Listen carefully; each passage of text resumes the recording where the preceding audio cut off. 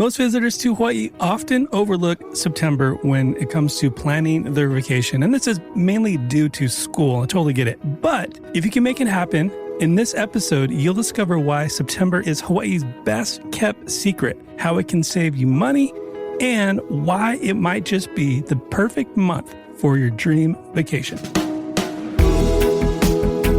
Aloha and welcome to Hawaii's Best, the podcast helping travelers plan an unforgettable Hawaii vacation with insider tips and featuring local voices. I'm Brian Murphy, a husband, dad of 3, and certified Hawaii destination expert.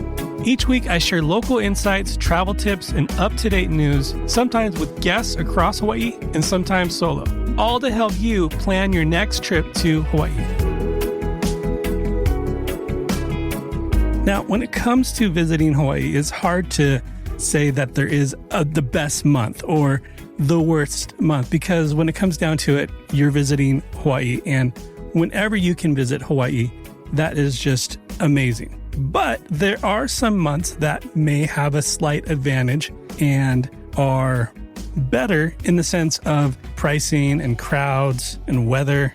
Personally, right off the bat, my 3 favorite months for visiting Hawaii are September, October, and February.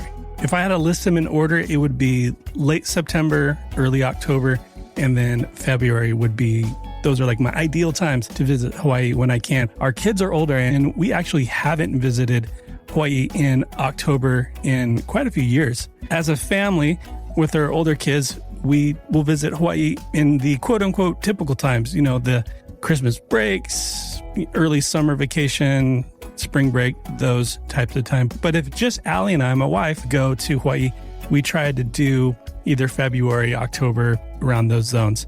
But today, we're exploring why September might be just the perfect month to visit Hawaii. In this episode, you'll discover why most travelers completely overlook September, and we'll talk about how September can save you some money. And also, we'll talk about Aloha Week in September, which features some incredible Hawaiian culture activities that you can't miss that are special to the month of September. But real quick, a couple just housekeeping things. Maybe you're wondering, maybe you're not. Maybe this is your first time listening to Hawaii's Best, and I just want to say thank you if this is your first time listening. If you've been listening for a while, I haven't ever released a Tuesday episode, so this is something I'm going to do during the month of September. I'm going to be doing Tuesday and Thursday episodes every week. One, because I want to do 2 episodes a week. I like doing 2 episodes a week, and Tuesdays are going to be a bit more in depth, while Thursdays are going to be a little bit more quicker pace, kind of that quick Hawaii travel tip or just generic travel tip that has to do with visiting Hawaii or any important travel news. I'm trying to find a schedule that works within my work schedule and for my family and for my other job, which is editing and producing podcasts for clients. I do about 100 episodes a month. So doing Hawaii's Best, I want to make sure that I'm giving the time and attention, but also that I'm not burning out. And I was finding on, doing Monday episodes, I was working on Sundays, and that's not something I want to particularly be doing. So I'm trying to get ahead. That's usually not how I'm wired. I usually, like today, I'm recording on Monday, and it's just going to drop on Tuesday. That's typically how I do my content creation. That's just me. That's what you can expect for September. But regardless, that's not why you're here. You're not here to hear behind the scenes of what my content strategy is. Today, we're talking all about September in Hawaii. Planning a trip to Hawaii often means, you're dealing with crowds, high prices, unpredictable weather, airline mergers. What's going to happen with that? But what if there was a sweet spot that a lot of people completely miss? So by the end of today's episode, you'll have a clear, realistic picture of what September looks like in Hawaii, and you can decide if it's right for your trip and how to plan it as well. Let's start with the weather in Hawaii. September sits near the trail end of Hawaii's dry season, and in many leeward areas like Waikiki, Ko'olina on Oahu, Kaanapali on Maui, Po'apu on Kauai, and Kona side of Hawaii Island, you'll usually see fewer rainy interruptions compared to the winter months. Skies tend to be clear to partly cloudy. Daytime highs commonly run around upper 80s and evenings easing back to the low to mid 70s. It's warm, but for most travelers, it's a very comfortable, warm month.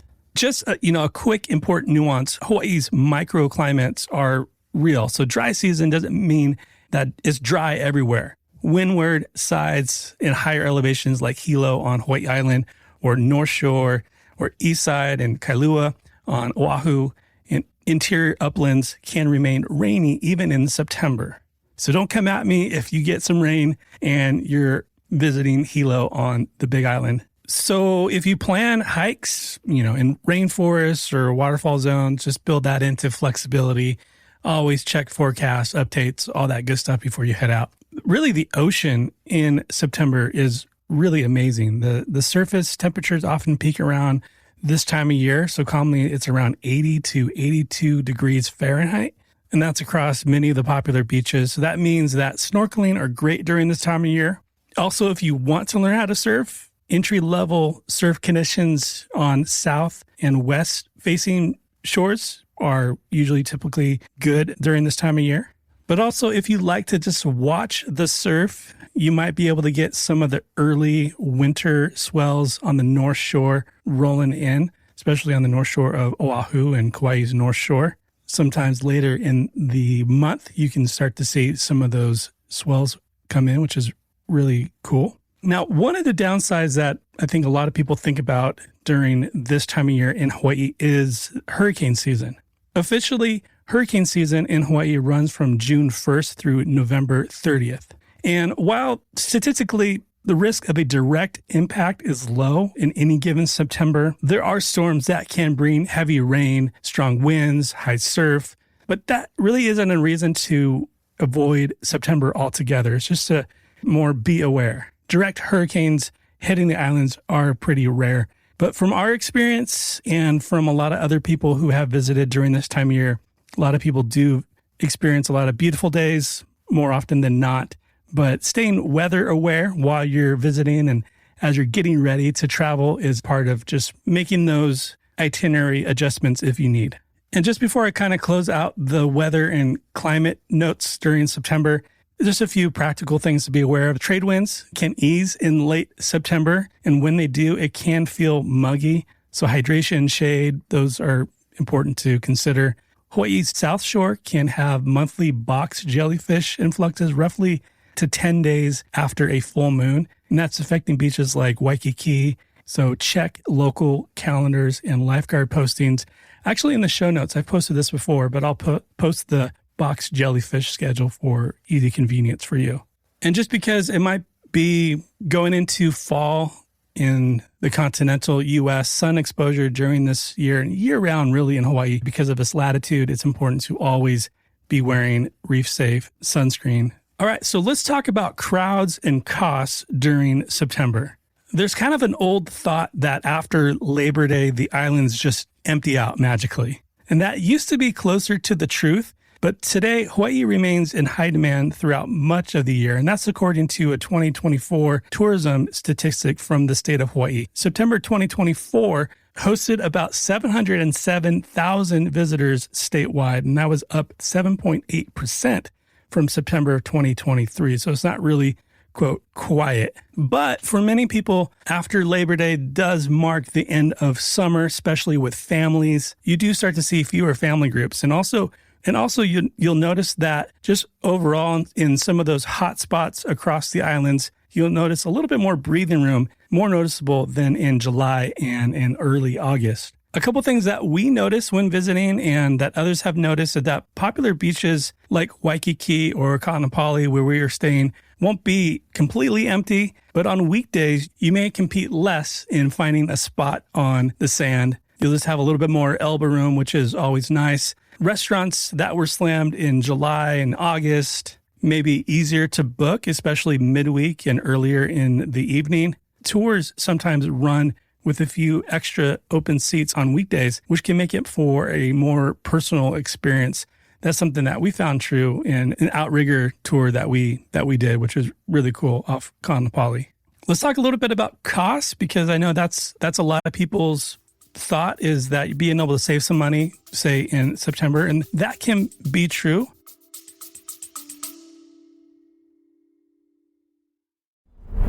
I just want to pop in here and say if you found any value in listening to Hawaii's Best is to simply follow the podcast on the app you're using right now. If you're on Apple Podcasts, just tap that little follow button in the top right corner. It's that easy, and doing so helps more people like you who love Hawaii find the show. And now back to the episode. Statewide accommodation costs remained at or near record highs in 2024, with average nightly rates around $364. And that's according to the HTA Hotel Performance reporting. But September can still deliver savings compared to specific peak windows like December holidays, spring break, and mid-summer surge. But bargain month, it's not something I would label September. Think of it selective value rather than across-the-board discounts everywhere. There are some practical ways to find selective value. One is to travel midweek. And whenever we can, we try to travel Tuesday or Thursday. Sometime midweek can be priced lower than weekends, and hotels may have more midweek availability.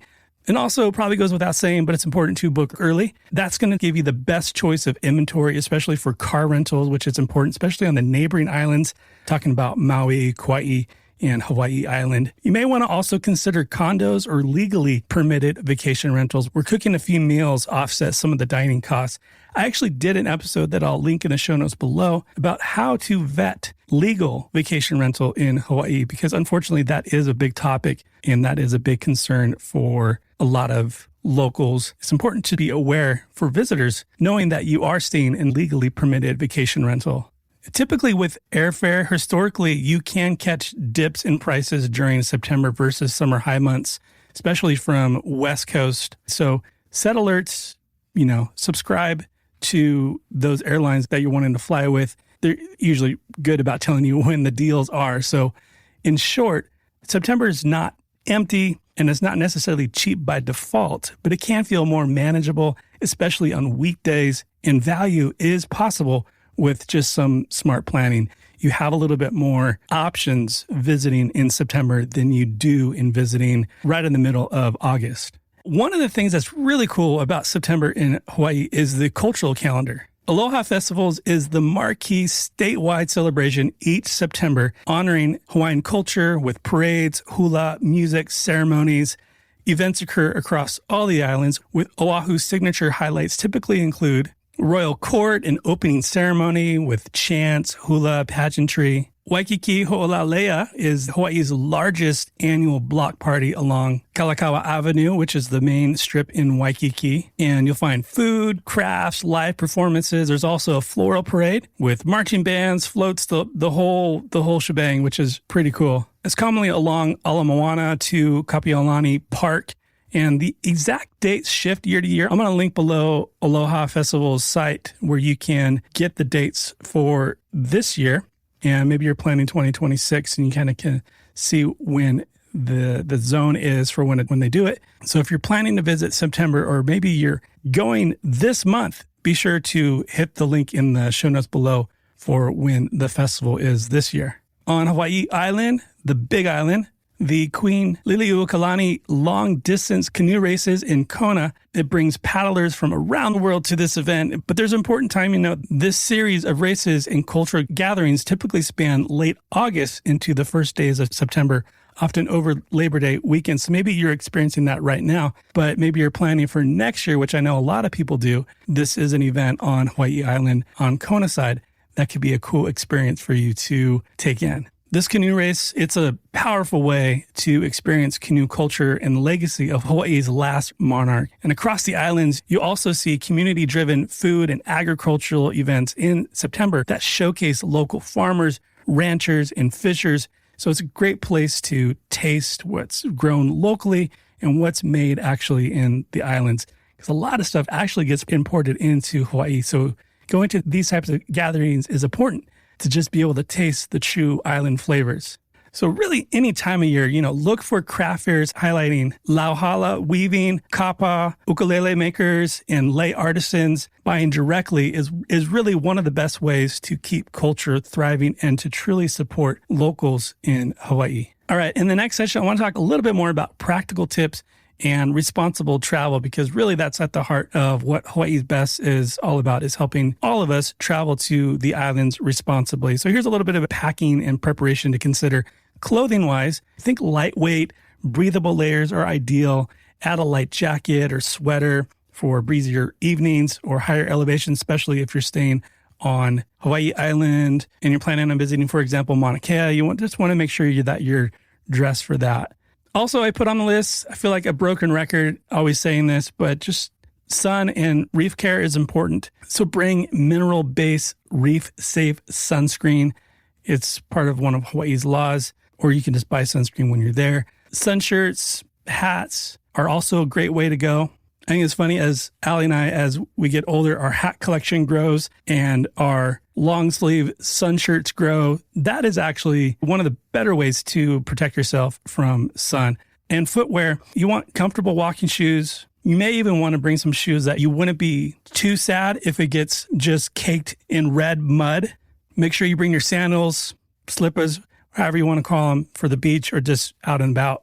Bringing reusable water bottles in tote bag can definitely cut plastic use. And many hotels and condo properties now have water refill stations. I don't know what it's called, but it's like this reverse osmosis bag that we used in the condo. We just kind of filtered our own water in the condo. I wish I could link it below because I'm not sure exactly what it's called, but it's something that we use quite a bit. No matter what time of year you visit Hawaii, it's important to plan your days. You're probably going to have a little bit more forgiveness when trying to find reservations and permits in September than other times of year in the middle of summer.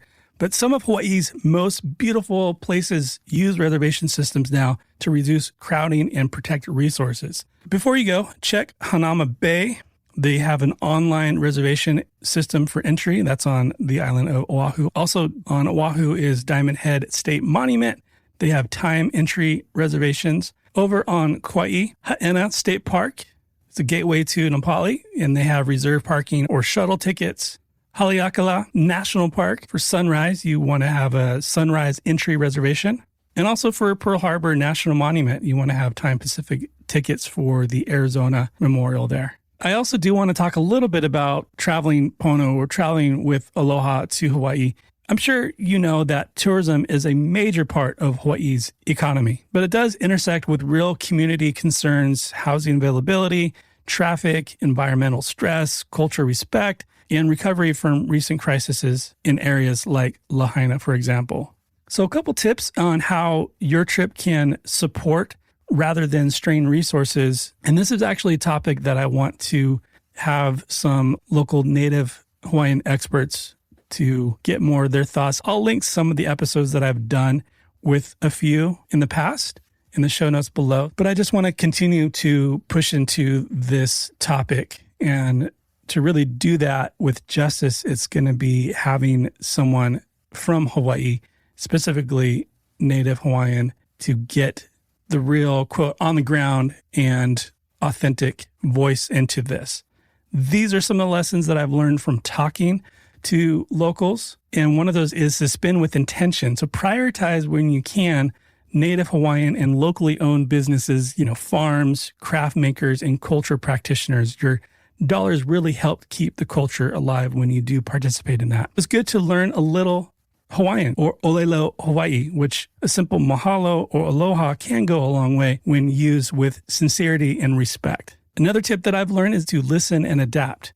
So if a place is closed for restoration or community asks visitors to give space, really honor that and choose our alternatives without complaint or trying to push your own agenda. And I'm sure that's not you, since you're listening to this episode and you want to know how to be a good guest. And that's really about packing out more than what you pack in. For example, out on the trail, on the beaches, just leave places better than you found them. But you'll be surprised how far a mahalo and a shaka goes, and slowing down your pace goes when visiting Hawaii. But honestly, I can't recommend visiting September enough. And if I had to get really specific, it would be mid to late September is really kind of the sweet spot. So if today's episode helped you maybe plan smarter for your next trip to Hawaii, be it in September or a different month, Be sure to let me know in the reviews below. If you're on Apple Podcasts, leave a review. I read every single one, and it always makes my day. If you're listening on Spotify, go ahead and just leave a rating there. Just wherever you're at, I appreciate you tuning in today and sticking all the way to the end. And I'll see you back for this Thursday episode. So until then, live with aloha. Mahalo for listening to this episode of Hawaii's Best. To stay up to date on future episodes, hit follow on your podcast app. Hawaii's Best is a production of Shorebreak Media Group with editing by Easy Podcast Solutions and music courtesy of our friends Stick Figure.